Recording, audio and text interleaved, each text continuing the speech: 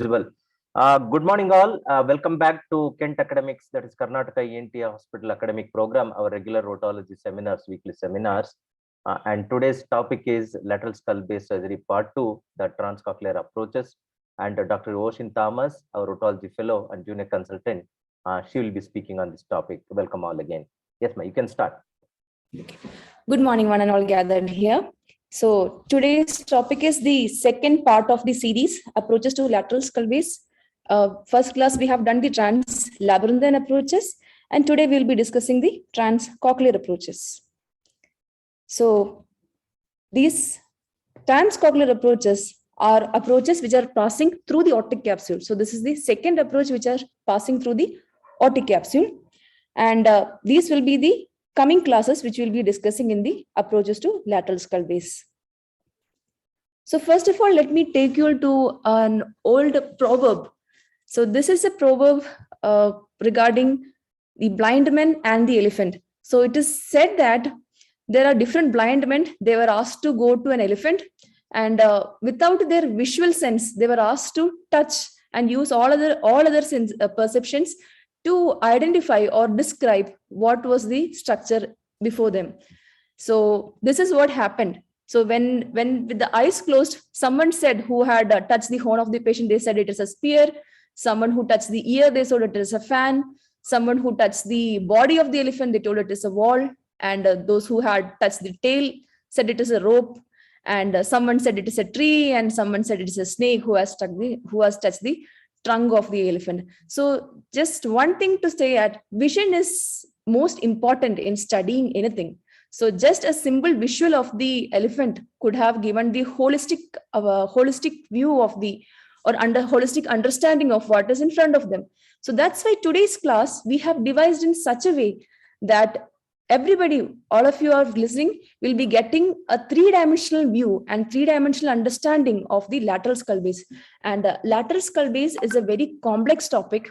So we have tried to devise it in a very simplified manner so that it will be easy for understanding. So coming to the presentation. Now, in next 2 minutes, we'll be understanding the importance and what is the significance of transcochlear approaches. There are a lot of approaches. So why transcochlear approaches are important? So here you can see, this is the transcochlear approach. We can see the approach. We are going through many important normal structures, and we are bypassing the labyrinth and the cochlea to enter the cerebellopontine angle. And the importance of this is, we can see that this is the most direct surgical approach which give access to the midline of the clivus region. And here you can see this is the pons, this is the clivus. Here you can see the basilar, vertebro-basilar system here. This is the internal acoustic meatus, and you can see only transcochlear approaches give direct approach to the lesions which are present in the midline, and also those lesions which are anterior to the internal auditory meatus. So whatever words we have used here is very important. So that is the significance of transcochlear approaches. Now let us see why in the other approaches, why doesn't it help in midline lesions, in the midline lesions and in those lesions which are anterior to the internal auditory canal. We can see here the most next approach, which is most direct to the midline lesions, are trans-labyrinthine.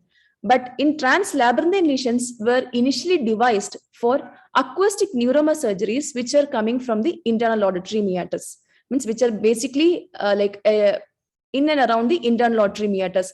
And in that also, but there is an extension of trans-labyrinthine, which is an apical trans-labyrinthine extension, where we can go to midline. But even then, there is a limitation of getting a hold of the total vertebro-basilar system, and also getting access to the intrapetus internal carotid artery. So that's why trans-labyrinthine approach has its defect. Then the next approach is, we have the suboccipital approach. But you can see, if we go through suboccipital approach, there is a huge amount of retraction to the cerebellum and the brainstem should be given to reach this part, the midline area. So that's why suboccipital approach again is at disadvantage. And the next approach is retrolabyrinthine approach. So in retrolabyrinthine approach, it is more closer to the cerebellopontine ankle, but you can see we enter through this way. So here it is limited by posterior semicircular canal. So again, because of that limitation, it would be difficult to reach the lesions which are present anterior to the internal auditory canal and the midline lesions. So if it is the Trans-cochlear approach, directly we are going into the midline lesions. We can reach the clivus part, the internal carotid artery, and also we can go to the contralateral cerebellopontine angle, and also we can assess the cranial nerves on the both sides. So that is the significance of trans-cochlear approaches. Now coming to the mastermind who has devised this technique. So the original trans-cochlear approach was devised by House and Hitzelberger in the year of 1976. So it was when they invented this technique, it was an anterior extension of the translabyrinthine approach, which was also invented by Dr. House. So it was an anterior extension of the translabyrinthine approach. We can see it is an anterior extension of the translabyrinthine approach. And this was devised mainly for assessing the midline lesions when the other approaches were finding difficult. Now, this was the original trans-cochlear approach devised by House in 1976. So in that, we are actually seeing rerouting of facial nerve. So whatever we are telling, we'll be seeing picture by picture, and we'll be understanding in very detail whatever we are discussing here. So in the original technique, there is first identification of the internal auditory canal. Then what we do is we skeletonize the facial nerve, and there is posterior rerouting of the facial nerve, and we drill away the bone, the clivus and the cochlea and the clivus, and we reach to the midline. So in the original technique, which was described by House, we will not be removing the external auditory canal and the middle. Now this is important because after 2 years later, in 1978, it was Hugo Fish. He devised the Transortic Approach. So it is just a modification of the trans-cochlear approach, where he will removing the external auditory canal and the middle ear, but the facial nerve will be kept intact.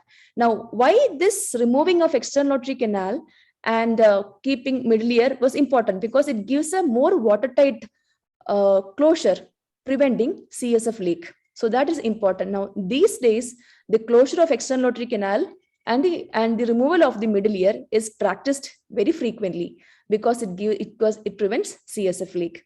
So that is Transortic approach by Hugo Fish.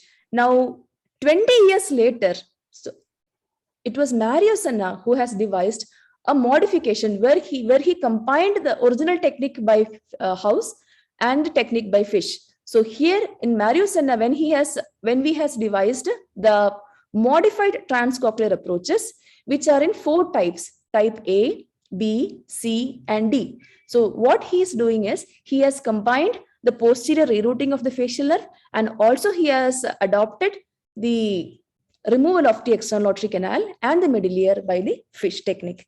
Now, so that is what we are seeing here. So that is Transortic approach by Fish, and A, which has a combination of the first 2 techniques, that is the basic type. In his Mario Senna's type B, he is from the basic technique, he is getting an anterior extension, so he can approach more anterior lesions in the ventral part of the brainstem. And the type C, where he will be having a superior extension going into the supratentorial region. And in the type D, he will be going to the inferior region. He will be assessing he'll be doing inferior extension, where he'll get access to the lower cranial nerves.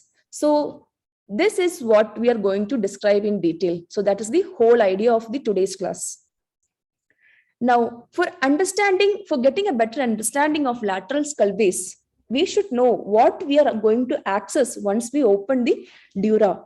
So as a very great surgeon says, approaches just to assess the lesion. So we are actually going through many normal structures to assess the lesion which is somewhere else. So that is the importance of approach. So after traversing through all these normal structures, we should understand what we are going to find in the center part of the brain. So here we can see the transcochlear approach.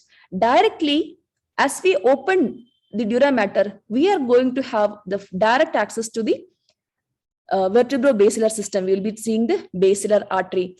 And so if you are seeing the basilar artery, you should know the normal branches, how the basilar artery is formed.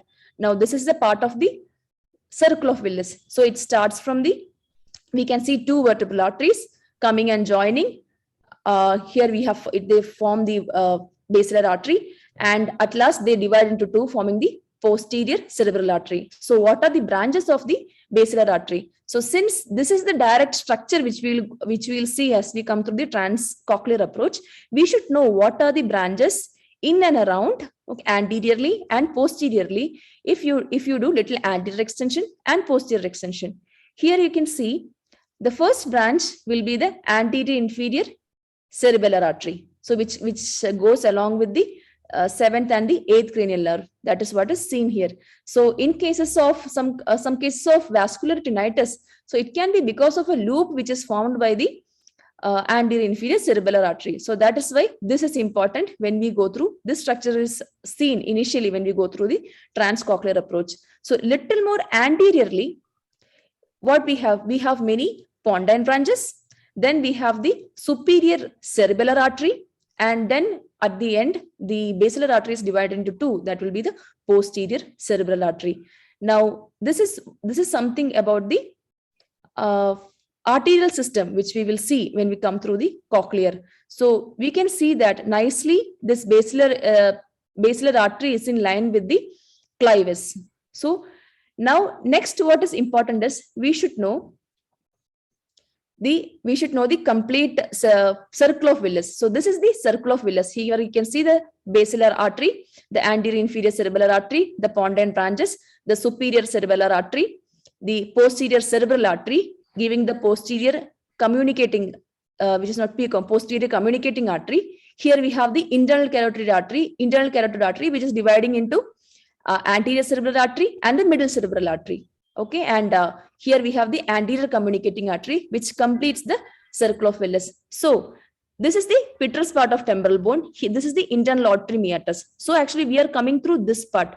So first what we'll be seeing is the basilar system, and the second structures, the lesions which we can see this is the clivus part, this is the petrous part. So this is the petroclivus region, and this is the clinoid process. So all the lesions coming in this part can be very nicely accessed. Now, after getting this much idea, next we should know what are the nerves, what are the attachments of the falx of the brain. Okay, and we should know a little bit about the venous supply. Now, here in this picture, we can see that nicely on the ventral surface of the brainstem, this is situated. So here you have the brainstem, and on the ventral surface, this vertebro-basilar system is lying here. So that's already we have discussed. Now, once we have got a knowledge about the arterial system on the clivus region, okay, next what we are going to see is we should have an idea about the nerves presenting, nerves exiting, and also we should have an idea about the venous. So immediately next to the vertebro-basilar system, we have the cavernous plexus sinus here, and you can see here the sigmoid sinus here. This is the transverse sinus coming sigmoid sinus, and they are forming the jugular bulb. And all these sinuses, they are actually covered, or they are wrapped by a dural reflection, the dural reflection of dura mater, which are known as falx. So these falx are here. What we are seeing is the tendorium cerebelli, which forms a tend here.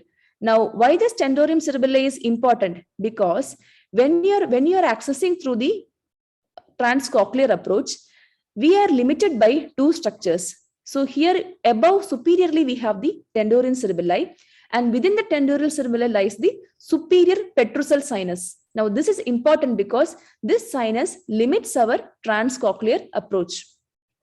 And inferiorly, we'll have the inferior petrosal sinus, so which will be coming in the next slides.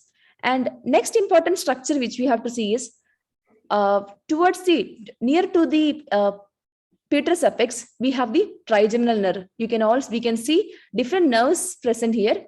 This is the second nerve. You have the third nerve, oculomotor nerve. You have the trigeminal nerve coming here, and you can see this is the trigeminal ganglion. And trigeminal ganglion, they form a dentation in the dural matter, which is known as the Meckel's curve here. So in transcochlear approach, we also get a good access to the Meckel's curve, all the lesions coming from the trigeminal region. So we have the Meckel's cave here. Then we have the sixth nerve, abducens nerve. In the internodary canal, we have the seventh and the eighth nerve. Then we have the vagus and the vagus and the glossopharyngeal, and we can see the last 12th nerve here. So this is the idea. Superiorly, if you go, what will you see? You will see the second nerve, third nerve, and the fifth nerve. Inferiorly, if you extend, you will get access to the lower cranial nerves. So this should be clear before studying the proper approach. Now, again, you can see this is the falx cerebri, which will be between the two hemispheres of the cerebrum. And here you can see the tendorium cerebellum, which forms a tent. And again, in between, you will have the tendorium cerebelli, which will have the falx cerebelli, which will be between the cerebellum. So these are the dural reflections, which we should keep in mind. Now, why this is important? Because we have said that the limit extent of the transcochlear approach is limited by two structures. So this is the Peters part of temporal bone, which we are concerned with.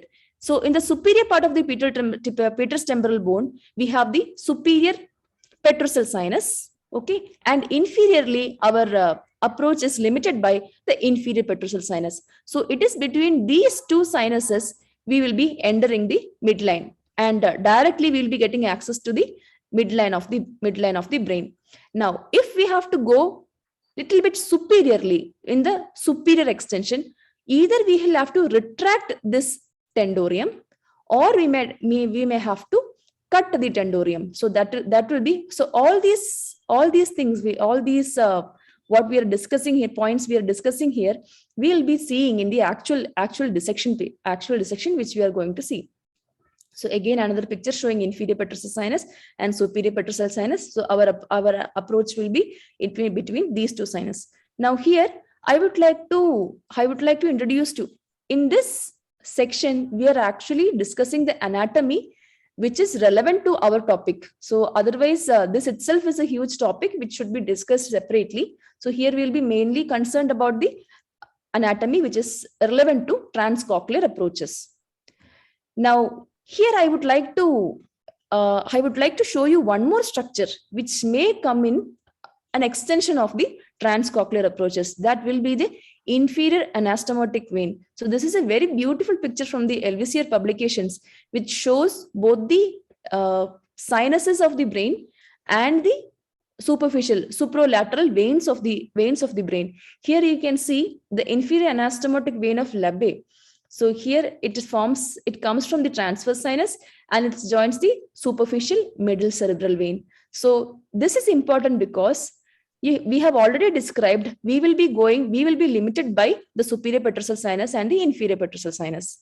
And a little bit behind, if we extend, the first structure we will be going to reaches inferior anastomotic vein of Labbé. So I hope this anatomy is clear. So we'll get a clear picture, three-dimensional picture when we study the remaining approaches. Now, having studied all the arterial supply, the venous supply, getting an idea of the nervous supply and the dural reflections, now what we should know, it's a little bit about the cisterns which is present in the brain. So this is the arachnoid matter, and the cisterns are actually a collection of cerebrospinal fluid which we will be seeing within the brain. So there are major 6 cisterns, and the most important cistern which we are concerned in transcochlear approaches, this region. So this part, we have the pre-pondine cistern, which is present in front of the pons. So when we are accessing through trans-cochlear approach, we will be directly reaching the pre-pondine cistern. So just to get a holistic idea, so here we have the arachnoid space. Then slowly, this is the lateral ventricles. This is the third ventricle. To third ventricle, there's the aqueduct of Sylvius or the cerebral aqueduct. We reach the fourth ventricle, and we have the foramen of Leschka, foramen of Magendie, and then it comes and goes to the cerebral spinal cord. And here you can see that it comes out through the foramen of Magendie. It circulates, come in the anterior region. Here we have the prepondine cistern, which will be accessible easily in the transcochlear approaches. And then we have the interpeduncular cistern. So that is not. We are mostly concerned about the prepondine cistern. So that is what is shown in the MRI picture here. T2 weighted MRI of the brain. Here we are seeing the prepondine cistern. Now, whatever we have anatomy we have discussed here, this we are going to see in the coming slides. Now, this is just to show that how tightly packed all these structures we have discussed here. You have to see how tightly packed they are, and we are accessing through this part of the skull, that is transcochlear. Directly we will be reaching to this region. Now, having discussed all these, now we have a clear idea of what we are going to see in the coming slides.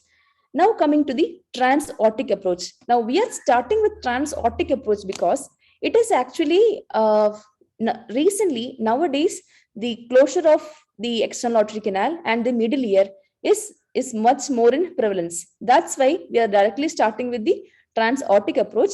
But here we will see the facial nerve will be intact. Now, this approach is an anterior extension of the translabyrinthine approach, as we have already seen, at the expense of cochlea without mobilization of the facial nerve, but with the removal of external auditory canal and the middle ear. And that is an indication of this approach is it can be used for petroclinoid ridge meningiomas. We have already seen the petroclinoid region and the intradural clivus lesions, all the lesions in the clivus already discussed, the chordomas, the congenital petrous apex cholesteatomas, and can be also used to primary intradural epidermis anterior to epidermoma, anterior to internal auditory canal. So that is important, which are anterior to internal auditory canal. Now, this we have already discussed in the last class. First, put an incision, which is 3 centimeters superior to the 2 to 3 centimeter superior to the edge of the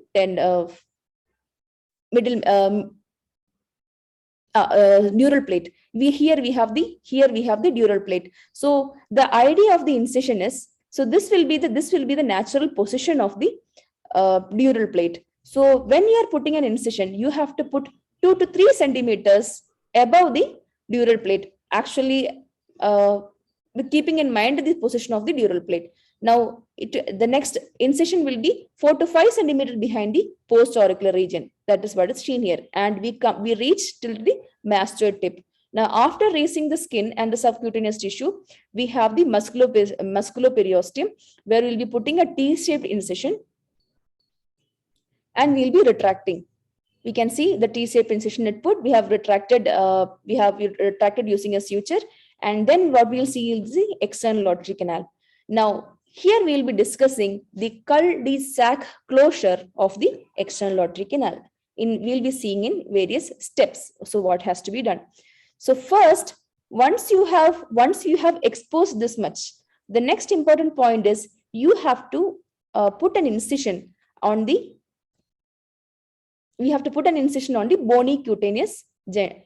bony cartilaginous junction. Here what we are seeing is the bony cartilaginous junction, and here we will be putting the incision to enter into the external auditory canal. And this is how you enter it.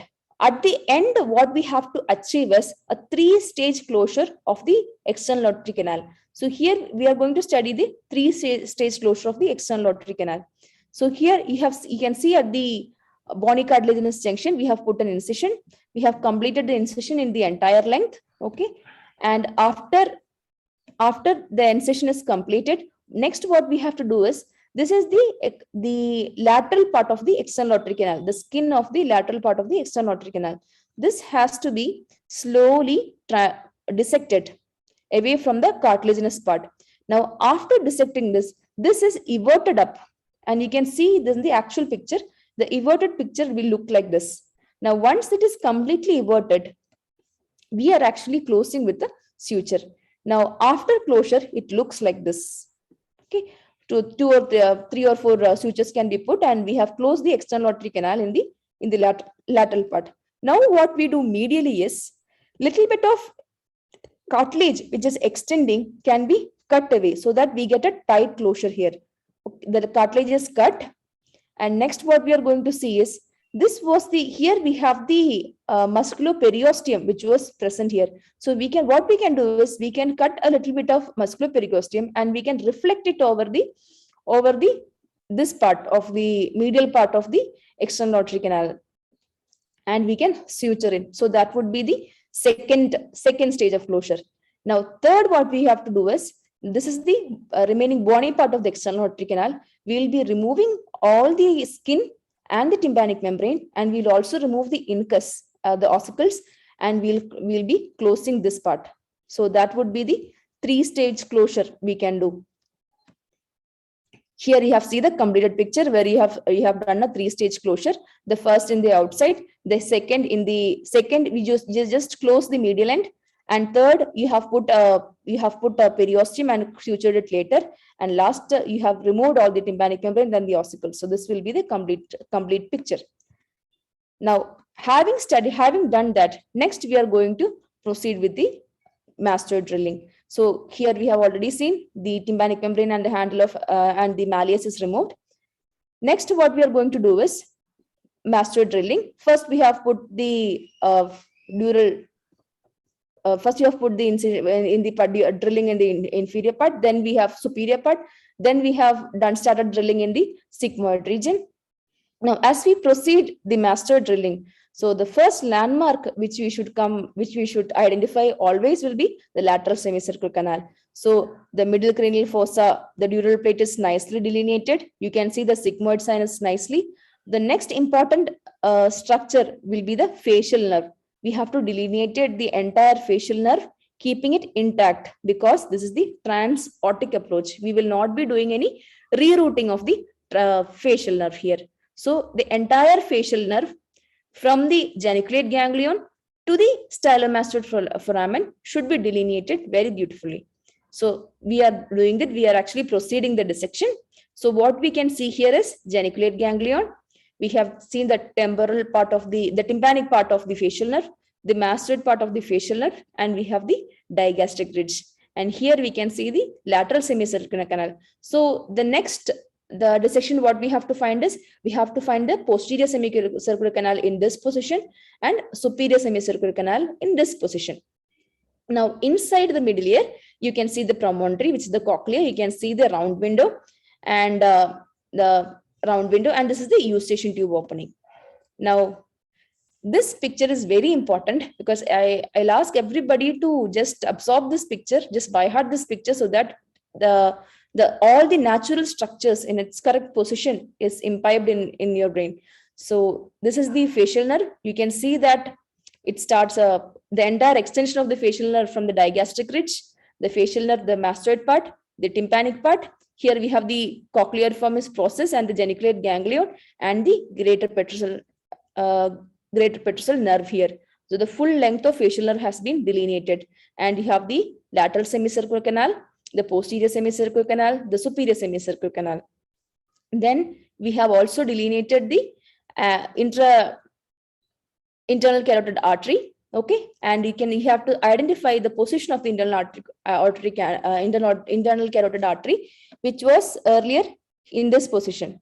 Here you have the eustachian tube. So anterior to that, you will find the internal carotid artery. So this picture is very important. Now, having identified all these structures, next what we have to do is we have to proceed with the labyrinthectomy. Here we can see in a serial wise, we have done the labyrinthectomy, and you can see the next step what we are going to do is Beneath this, we have to identify the internal auditory canal. So the anatomy should be very clear. What structure, where to find is that is the most important what we are actually viewing with today's classes, to get a direct three-dimensional idea of all the structures present in the temporal bone and the lateral skull base in the transcochlear approach. So here you can see beneath this lies the internal auditory canal. So when you are drilling the internal auditory canal, so this picture shows the complete delineation of the internal auditory canal, making the trough. We can see the superior trough and the inferior trough and the internal auditory canal nicely delineated. Now, while you are drilling for internal auditory canal, you can see how the direction of the drilling. So it should be always parallel. The drilling should be always parallel to any important structure. So if it is for facial nerve, it should be parallel to the long axis of the facial nerve. Now, if it is for the internal auditory canal, since it lies like this, it should be parallel. So here you can see the semicircular movement which the author has used for drilling the internal, for finding the internal auditory canal.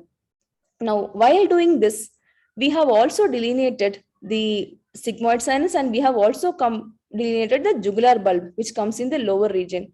Now, here in this picture, the jugular bulb is actually as a high jugular bulb because it has come to the region of the round window. So in this picture, it actually shows a high jugular bulb. Now, once you have delineated the entire facial nerve, the internal this is the internal auditory canal, this is the cochlea, the round window. We have delineated the jugular bulb. Now what we have to look for is eustachian tube. So in this picture here, they have not started. Slowly only we will be coming towards in the initial pictures we knew where the internal carotid artery was lying. Now we are actually going to find the internal carotid artery in the subsequent drilling. So this is the eustachian tube part. Okay, and this drilling of the jugular bulb, drilling of the bone between the facial nerve and jugular bulb is shown here. And slowly we are start drilling in the eustachian tube region to delineate the internal carotid artery. Now that is very important because before proceeding to transcochlear, drilling out the cochlea, we should find where actually the internal carotid artery lies. Now, initially, when you start drilling over the eustachian tube and the internal carotid artery region, you will have to use a diamond burr. And slowly, once everything is exposed and clearly, then you can use a small cutting burr for using that. Now, once we know the exact location of the internal carotid artery, then only we start proceeding with the drilling of the cochlea. You can beautifully, they have shown the different turns of the cochlea here. And in all these stages, you can see the facial nerve is intact. We are not touching the facial nerve. So that is another importance of a transortic approach. Since we are not touching the facial nerve, the chances of facial nerve palsy because of the rerouting of the facial nerve will be less here. But another drawback of this approach is, since this facial nerve lies in the midline as a bridge, the chances of fracturing the facial canal are more. So that is we should be keeping in mind. Now, internal carotid artery is here. You can see nicely the cochlea is drilled out. We can see the greater petrosal nerve here, the full length facial nerve here. This is the superior petrosal sinus. The sigmoid sinus was there. From sigmoid sinus, the superior petrosal sinus is there. That will be the superiormost limit of our transcochlear approach, which we have already seen. Okay, now after this, after drilling out all this cochlea, beneath what we see is the clivus. So here we have to, now just a few millimeters bone is away from entering the midline of the brain, reaching the dura mater. Now this is the posterior fossa dura, just 1 millimeter, 2 millimeter, just axial thickness of bone is present. So here is the region where we have to go through. Now this is the complete picture what we get when we complete the transortic approach.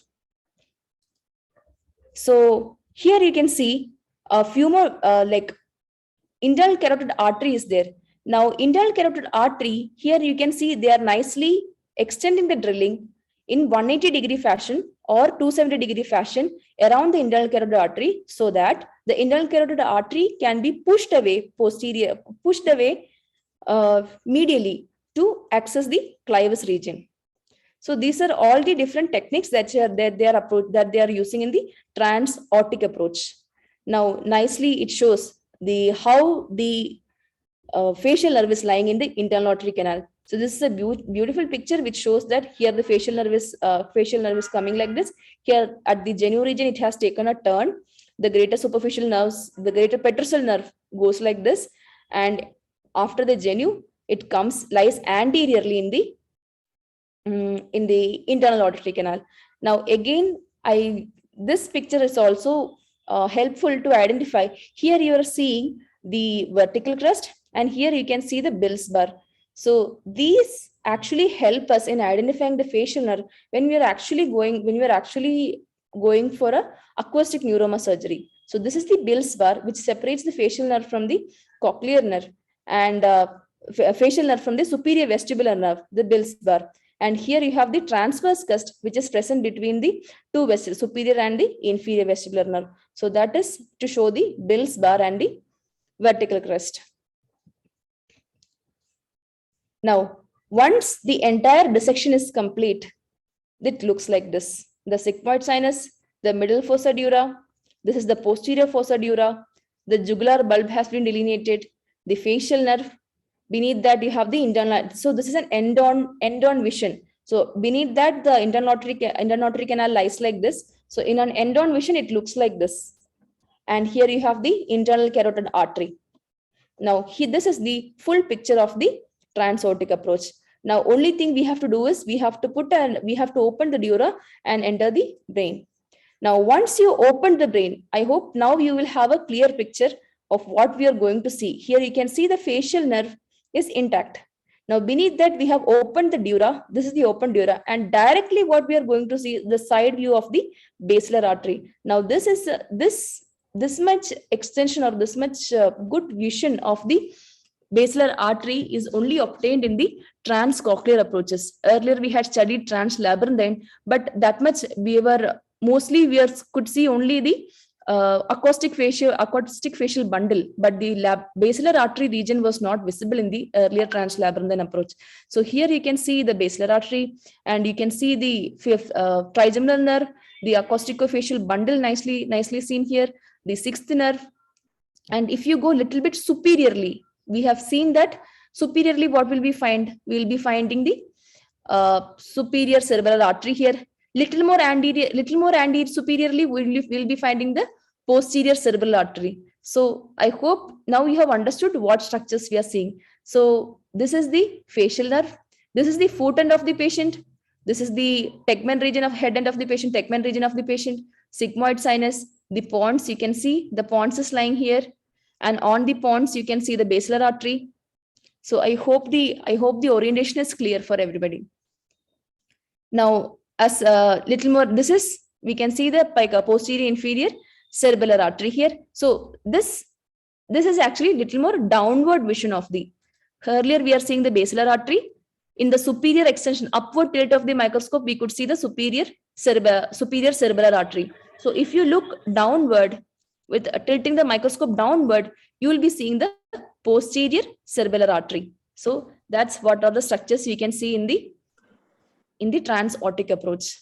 Now, few things which we have to keep in mind is while you're drilling the cochlea away, the most important damage that can happen is the shaft of the drill can actually touch the other structures, mostly the facial nerve, and can cause damage. Now, this is the most important thing while we are drilling with the facial nerve intact. That is the most important thing we have to keep in mind.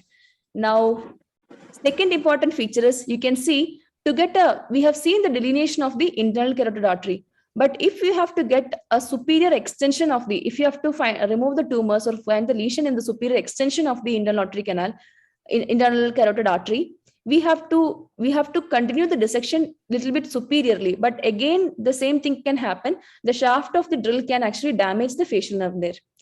Now, that is the advantage of transortic approach from the trans-labyrinthine approach. So this is the view which we had obtained in the trans. So the only structure which was most clearly visible was the acousticofacial bundle here.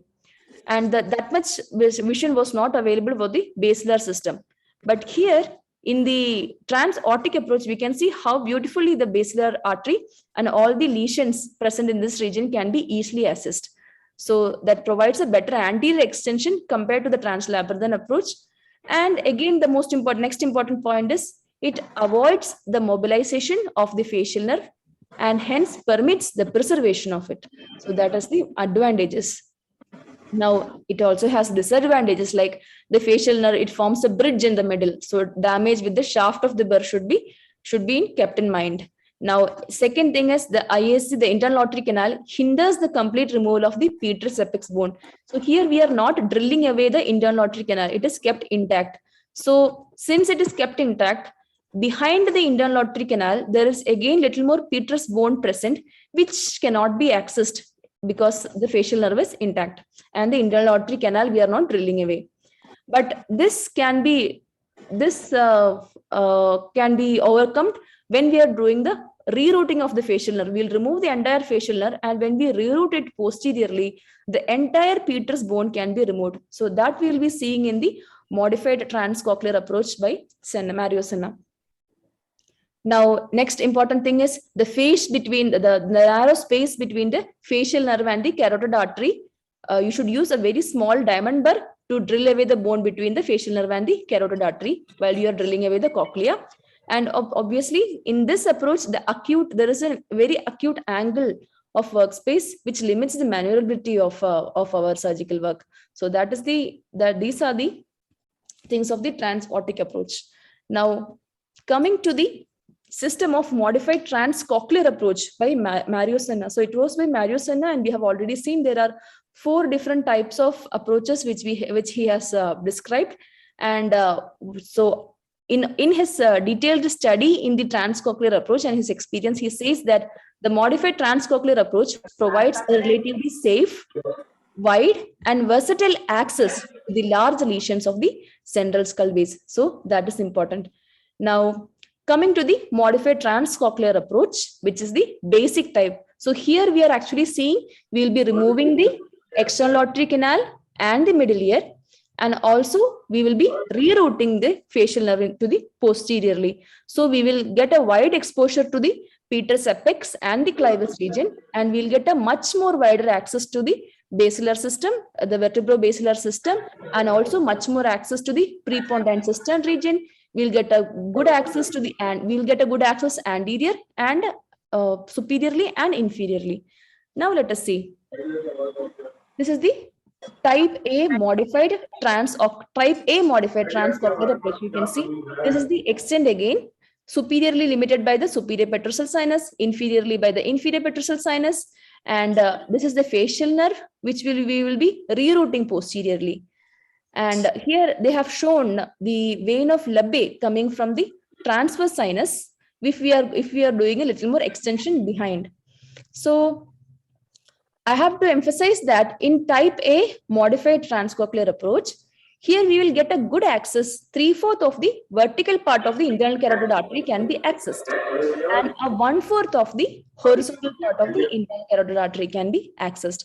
So that is the advantage of type A modified trans-cochlear approach.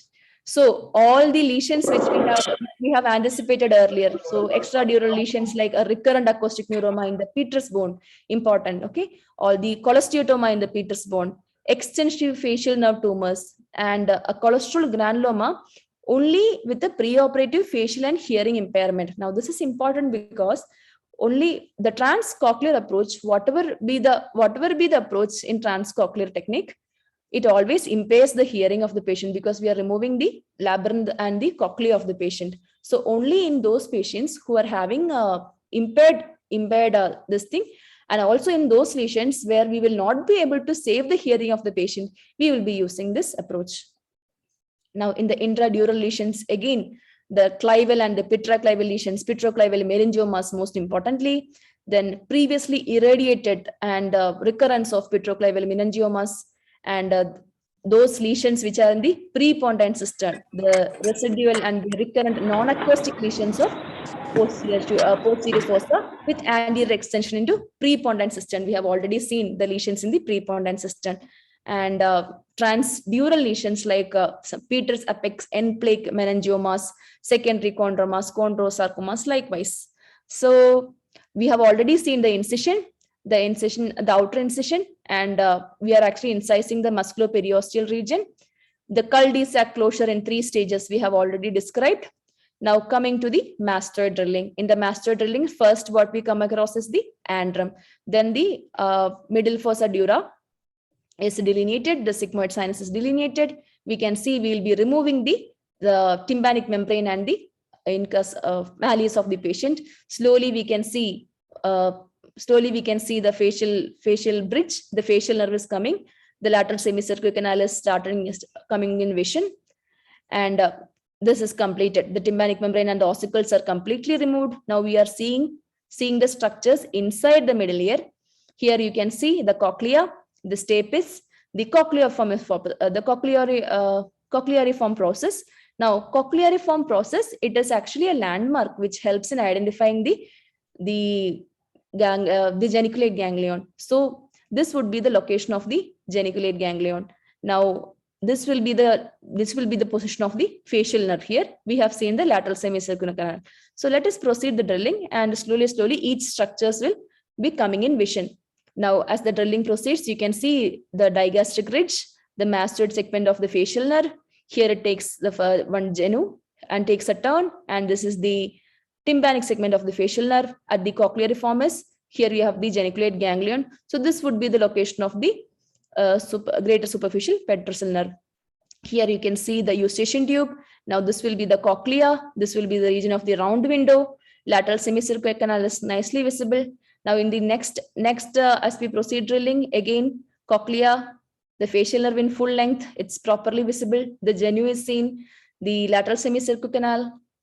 Now all the canals. So here this was the lateral semicircular canal. So here will be the posterior semicircular canal. The superior semicircular canal will be in this direction. So that we can see here the posterior semicircular canal, the superior semicircular canal. I hope the orientation is clear to everyone. You can see the facial nerve. Okay, this is the retrofacial cells which is lying between the facial nerve. We have to remove that. When we remove that, what we'll see will be the jugular bulb area. So sigmoid sinus becoming the jugular bulb when you're removing the retrofacial cells. Now again, beautifully the facial nerve is lying like this. The cochlea is intact. Slowly when you start dissecting in the eustachian tube region, you can see the internal carotid artery coming in vision. That will be the middle fossa dura and the sigmoid sinus. And you can see the extent of the dura which we are exposing.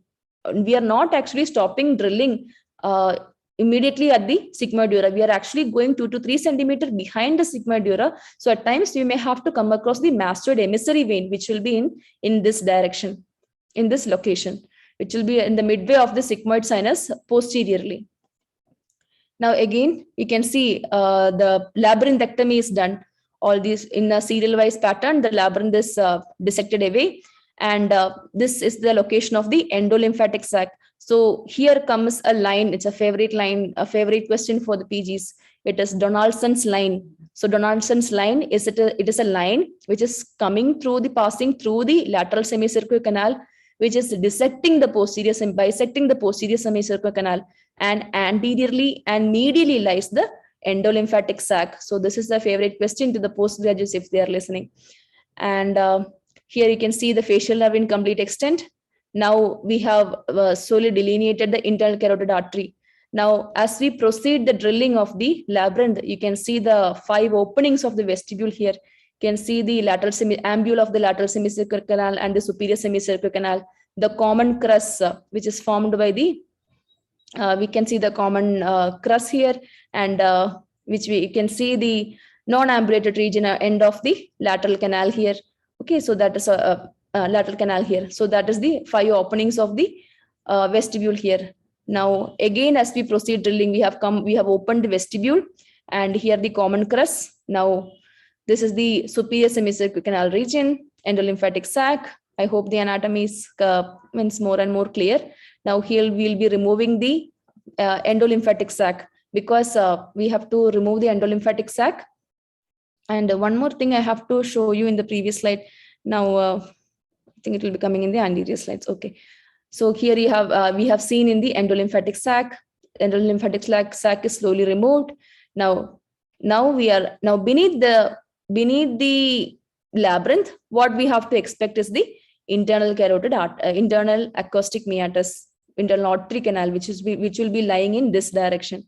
So that is what is seen here. Slowly beneath the, you can see here beneath the vestibule. Slowly, what you can see here is the premeatal cells. So what are premeatal cells? Premeatal cells are the cells which lies anterior to the internal auditory canal. So for reaching the internal auditory canal, we have to remove this side. So just to have an overall idea, you can see the facial nerve comes like this, and it turns and it comes to internal auditory canal like this. So it is actually towards the middle fossa dura, if you have to get an idea how it lies.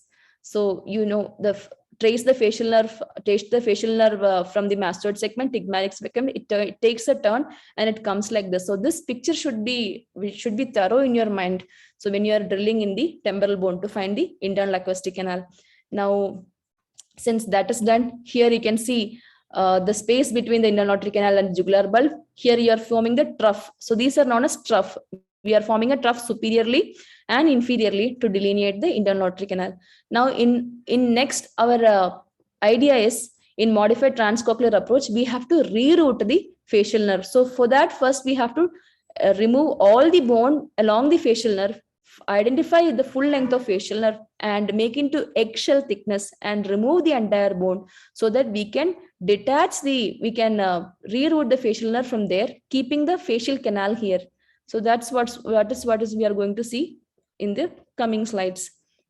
Now, this was what I wanted to show you earlier. Here you can see the cochlear aqueduct, which is found just superior to the jugular bulb. So this would be the location of the cochlear aqueduct. So in this picture, this would be the location of the cochlear aqueduct.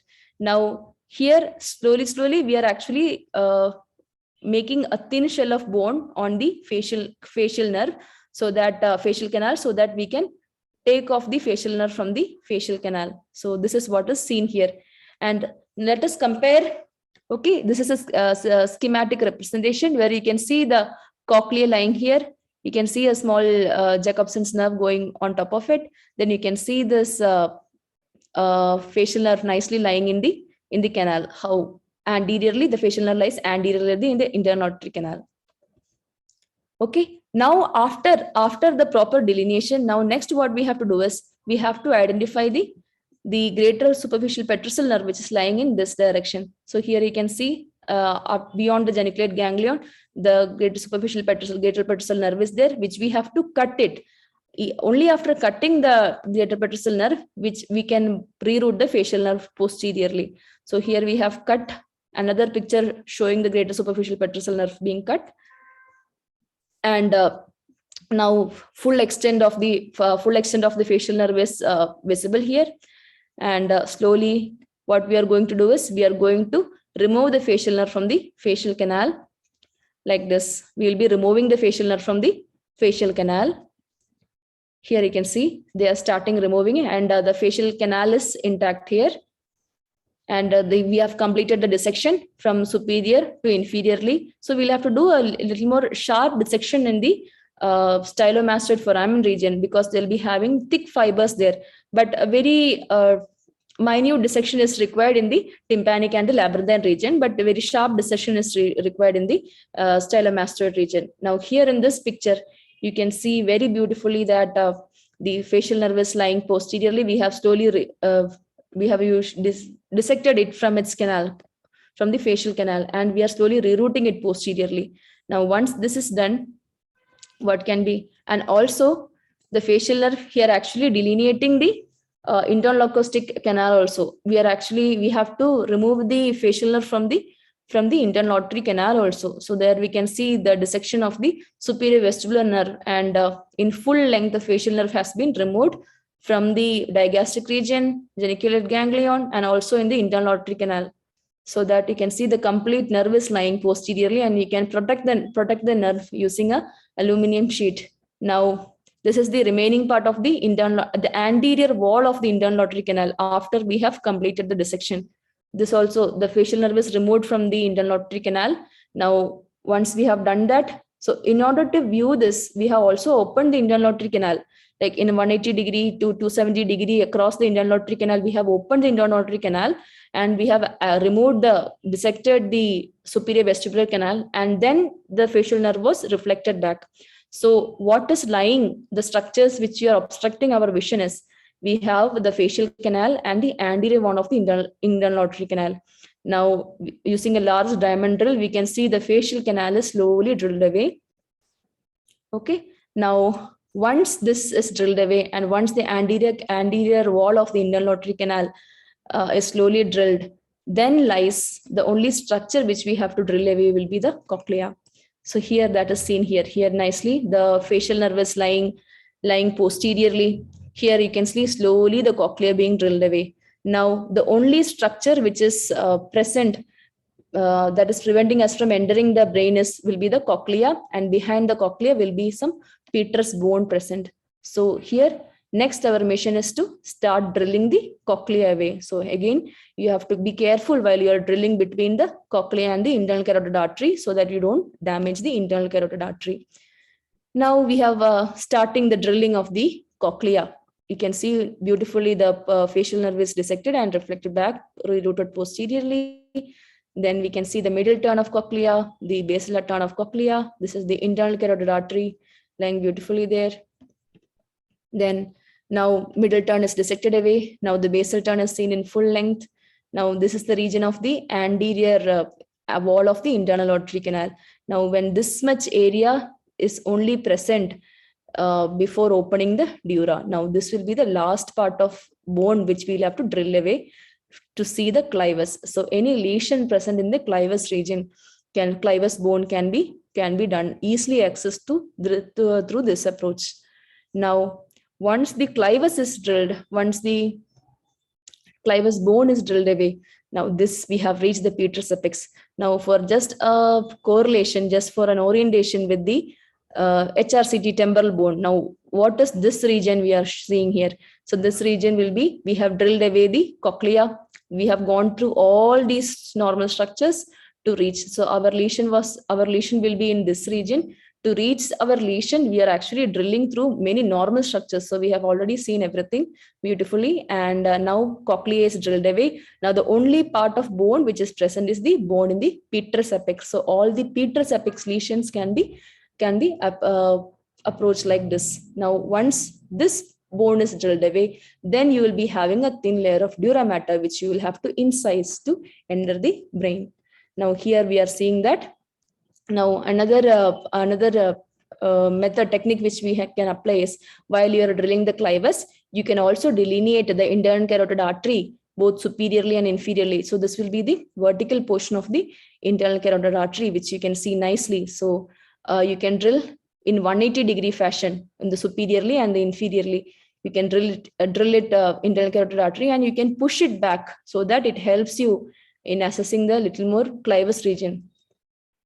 Here you can see the bone lateral to the internal carotid artery can be removed, and the artery can be displaced medially. So all these can be done if you are drilling around the internal carotid artery, keeping with slow dissection. Now, once all this bone is removed, now the only thing which is lying in between in assessing the midline lesions and our approach is the last dura mater, which we have to incise. Now we have already studied in the initial anatomy slides, which delineates our approach. So here you can see beautifully the superior petrosal sinus coming from the sigmoid sinus, and you can see the inferior petrosal sinus. So it is between these two sinuses we will be opening the dura. This is the posterior fossa dura. Now you can see the rerouted facial nerve. You can see the rerouted facial nerve here. Now, once you open, okay, I hope now it will be clear for you what you're going to see. So we are getting a direct access to the basilar cistern, basilar artery, and the prepondent cistern. So this is the prepondent cistern region. I hope you understood. You have actually drilled away a little bit of the clivus region, and you are seeing the internal carotid artery, and you can see the anterior inferior cerebellar artery, which is a branch of the basilar artery. So like with our anatomical correlation, which we have studied earlier, if we go superiorly, we will be seeing the superior cerebellar artery. Then little more anteriorly, what we are going to see, we will be seeing the posterior cerebral artery. Okay, and if we go downwards, what are you going to see? Here we will be having the vertebral artery, two vertebral arteries forming the basilar artery. So that is what to be expected there. So let us see what we have already studied. Now this is little bit downward extension of the microscope. Inferiorly, we can see the two vertebral arteries beautifully forming the basilar artery. Very, very nicely seen in the Trans-cochlear approach. You can see the anterior inferior cerebral artery coming here, and little bit superior extension. You can see the superior cerebral artery coming here, the basilar artery, and it if you retract little more, you'll be seeing the posterior cerebral artery. So I hope the anatomy is clear with this. Now, what else can we see when you reach the Peter's apex? We have already seen that there is the fifth trigeminal nerve here, and the trigeminal nerve, you can see the this is the Meckel's cave, where the trigeminal ganglion lies. Now in this approach, now I hope this is the area where we have already seen. So to make it more clear, in the initial slides, we had seen here. So this is the area which we are directly viewing, the basilar area. So this is the region of the Meckel's cave, and I hope this is clear now in the actual dissection picture where we have seen. So this is what is seen here. Now trigeminal nerve is there. We are seeing the Meckel's cave formed here. Now this is all these structures, okay, with a detailed anatomy which we can see in the modified type A transcochlear approach. Now at the end of the procedure, something which we have to do again is we have to close the eustachian tube. So this is the technique how we have to close. First, we'll have to strip off the mucosa nicely. Then you can use different structures. We can use different substances. You can use bone wax, you can use muscle plug, or you can use any bone patty. And you can see here in this picture, we are using bone wax. Bone wax is used and it's pushed using a Sergi cell here.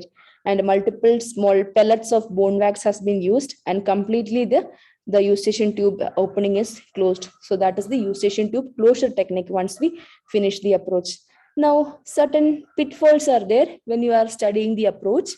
Now, obviously, since we are actually going deep into the brain, we should not use we should avoid using retractors, because retractors makes the surgical field deeper, and the angle of work it will be made more acute. So instead of using retractors, what we can use skin hook. You can see here a skin hook pulling the flap nicely, and also you can use sutures, and you can suture it around using a 1-0 vicryl or anything. Then what we have seen, then the other important things which you have to keep in mind is always we should be careful at the geniculate ganglion region to remove all the complete bone, because that is the one area where we are liable to injure the geniculate ganglion while we are rerouting the facial nerve. And another important key point which we have to keep in mind is the middle fossa dura. Sometimes it can be bulging into the surgical field. So either you can retract it, or you can give a few strokes of using bipolar cautery, so that the middle fossa dura will be retracted.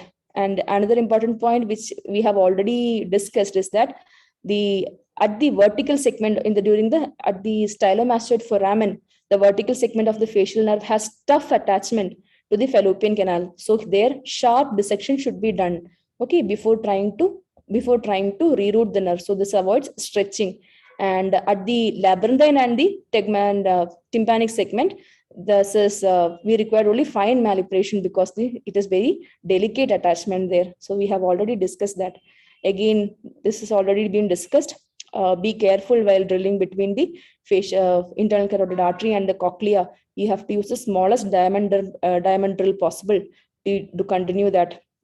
And another important thing is while you are exposed the porous, this is the end of the medial end of the internal auditory canal, which was lying like this. So the medial end we can protect using an aluminum strip. So from while drilling the other structures, from preventing the bone fragments, the bone particles entering the brain. So that's one thing which you can take care. And again, we have already discussed the internal carotid artery exposure. You can expose it 360 degree and 270 degree around the internal carotid artery so that it can be retracted or reflected medially.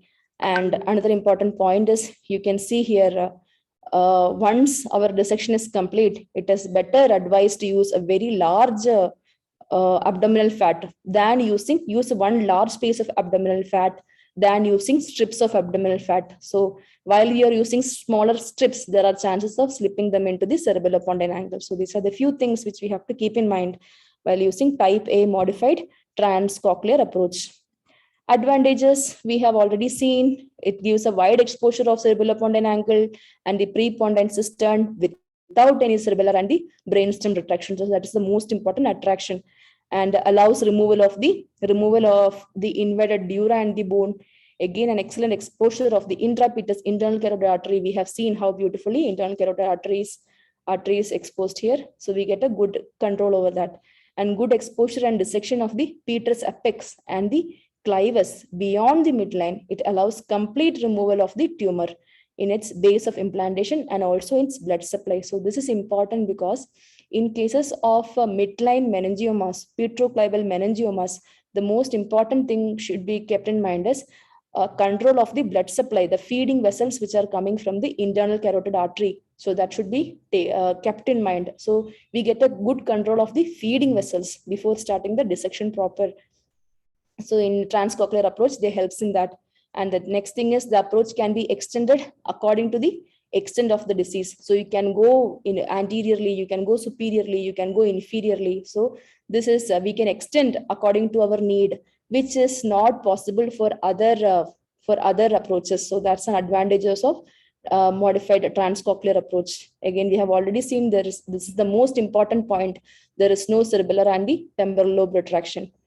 Obviously, it has the most important disadvantage of this approach is it sacrifices the ipsilateral hearing. So even though it has all these advantages, the most important disadvantages is sacrificing the hearing. And another important point is, earlier we have seen that in the transortic approach, we are not rerouting the facial nerve. So here in this approach, since we are rerouting the facial nerve, there will be obvious facial nerve palsy. So even though palsy will recover, it will recover to maximum grade 3 or rarely up to grade 2, but you will never get a normal facial House-Brackman grading while you are doing this surgery. So that should be always explained, and consent should be taken from the patient while you are doing this approach. And the procedure is lengthy. However, the wide exposure shortens greatly the time needed for tumor removal. So all the surgical approaches, the most important thing is exposure. You take maximum exposure in you take maximum time in creating the sufficient exposure so that your tumor removal will be easier. So that is the basic principle of every surgery. Now, very few things about the type B modified transcochlear approach. We have already discussed. In type B, that will be the basic type A approach, but with a little bit anterior extension. So we will be able to go find the lesion. We'll be able to dissect the lesions, excise the lesions which are present anteriorly. So here you can see a complete vertical and complete horizontal segment of the internal carotid artery can be beautifully accessed with this anterior extension. And now let us see what all, once you complete this extension, you will get, this is the vertical part of the carotid artery. This is the horizontal part of carotid artery. You can see the basilar artery will be lying, the pons will be here, the basilar artery will be lying here. So anteriorly, you get an exposure to the middle meningeal artery here. So we are not going into the detail, but you should understand that in a more anterior dissection, you will find the middle meningeal artery. And also you can see the ganglion has been dissected away from the Meckel's cave, and the Meckel's cave is opened here, and beneath the Meckel's cave you can see beautifully all the branches of the trigeminal ganglion, and you can see the trigeminal ganglion here. So that is what is the importance of the type B, where you can get beautiful access to the all the trigeminal nerves and also to the middle meningeal artery.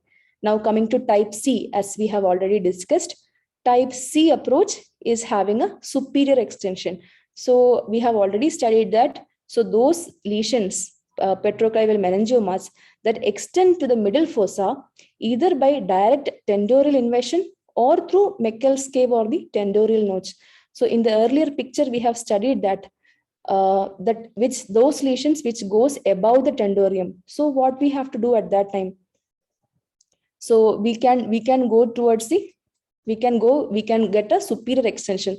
So what we have to do is, we have earlier seen in the picture that a tendorium should be either retracted, or we will have to cut little bit tendorium, so that we get good extension to the supratendorial extension lesions. So it helps, this type of approach helps in controlling of both the infratendorial and the supratendorial region, and those lying ventral to pons, and those lesions lying in ventral to pons and midline. It helps in removal of the infiltrated tendorium, so with only a minimal temporal bone retraction.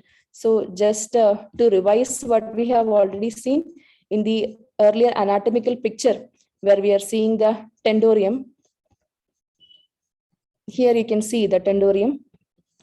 See, this is the tendorial region. So when the lesion has gone above the tendorium, that is supratemporal lesion, either you can cut the tendorium, okay, with minimal cerebellar retraction. That is the most important advantage. So in type C technique, we can go supratendorium. If we extend, we can go infratendorial lesions. Okay, so that is the advantage of type C lesions. Now coming back to type C. So we have already discussed that. So all the lesions lying infiltrated the tendorium also. Now same, the steps what we are proceeding is almost same as we have studied in type A.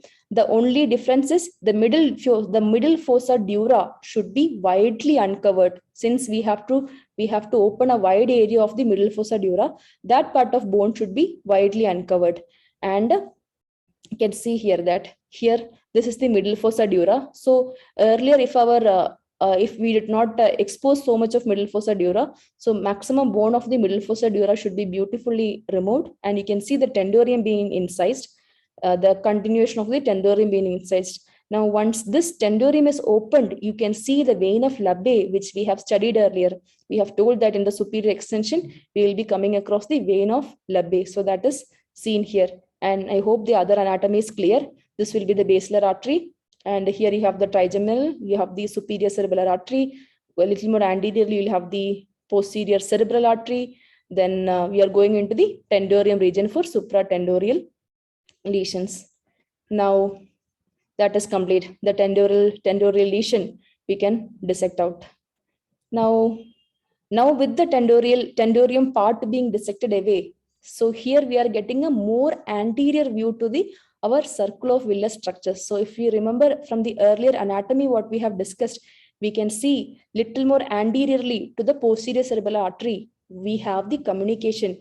We have the internal carotid artery being divided into middle cerebellar artery and the anterior cerebellar artery, and we have the communication between the internal carotid artery and the posterior cerebellar artery, which is the PCOM. So, and we have the optic chiasma here, optic nerve and the optic chiasma here. I hope the anatomy is clear.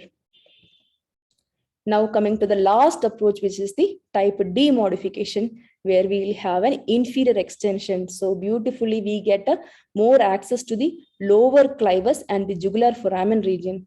So here all the lesions which we will be taking care will be the middle and the lower care. So the chordomas, the petroclival meningiomas, which are having a lower cranial nerve extension.